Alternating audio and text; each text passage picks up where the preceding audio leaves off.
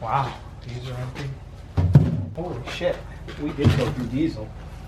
All right guys, Vermont Mapleview Farm back. Today's mission, we're headed out to fill up all the fuel containers that we normally keep on the property.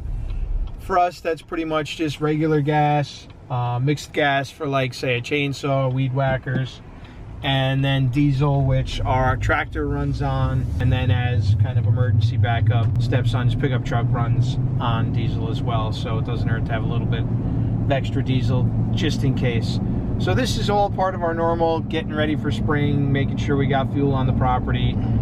It just happens to tie into the fact that what we're dealing with right now with the coronavirus, we're headed out probably 2 or 3 weeks earlier than we normally would to make sure everything is stocked up and ready to go for the spring. So it's kind of a dual mission that we're on today, making sure that we've got it and that we're ready to go, because once the ground does finally break and it's time to start mowing, we start going through fuel pretty quick, as well as if things do start to go the other way and fuel becomes tougher to get, we've got it on hand. So that's our mission. We're headed out.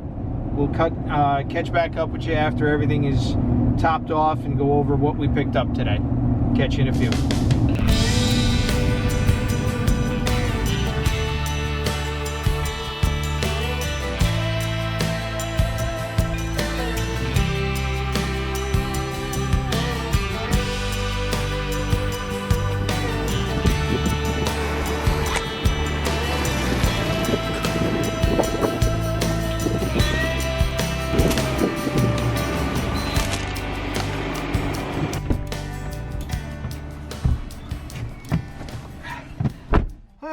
So, almost $200 in fuel. So hopefully that gets us where we need to be for at least the next 3 months.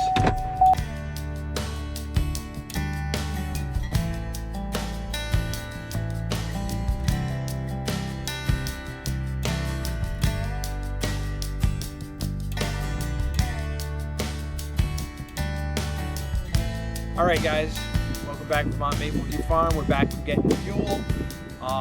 We ended up picking up a total of 35 gallons of regular gas and 25 gallons of diesel. So we'll give you a quick breakdown on what everything is for. Diesel, the only 2 items on our property right now that are diesel are the tractor, or the Ford is also a diesel. Those are really the only 2 diesel items that we currently have that are on the farm right now.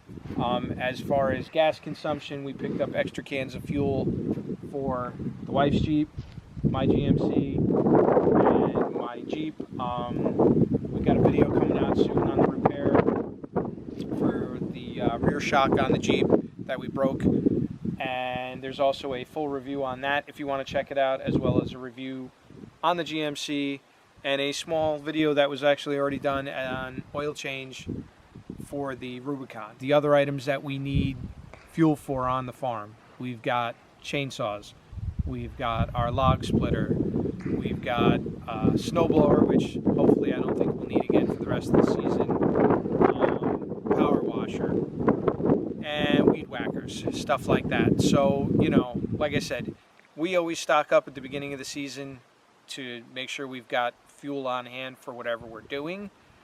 But with everything else that's going on, you know, people kind of in a little bit of a panic mode over everything. We just wanted to make sure, A, we had a little bit more than we would normally keep on hand, and B, we picked it up a little bit earlier in the season than we would, because if you look around, you can tell we're still going to be about a month away from mowing season and all that stuff. But with that said, if you take a quick peek at the tractor, you get a preview of what we're going to be doing in our next video. We've got the front grading teeth on the bucket, and we had just gotten a couple loads of dirt dropped off, plus with all the wear and tear on the property through the winter, all the ruts and everything up here. As they say in Vermont, we have an extra season. It's called mud season. So the next video is going to be using the bucket. We're going to be grading out a little bit of stuff in the driveway and trying to flatten out some stuff on the property between the house and the barn. But that about wraps up the video on the fuel for this week. One more thing, you've seen the cans that we used in the beginning of the video. In a perfect world, I would like to eventually switch over personally to all the old military style cans. I've watched videos that other people have made on them. They do appear to be bulletproof, and the pouring spouts on them are way better than what you get on all this new EPA stuff that's out there now, which is a nightmare. The other side of it is that I believe they're running somewhere between $68 and $75 a can right now. So it's on our bucket list, but for right now we've got to make do with the plastic cans. But in a perfect world, we're going to be looking to slowly switch over to the metal ones. All right, that being said, that's going to wrap up this part of the video on our fuel consumption for going into the spring season. So Vermont Maple View Farm Out, please check out some of our other videos. Give us a thumbs up, a like, and a subscribe. Thank you.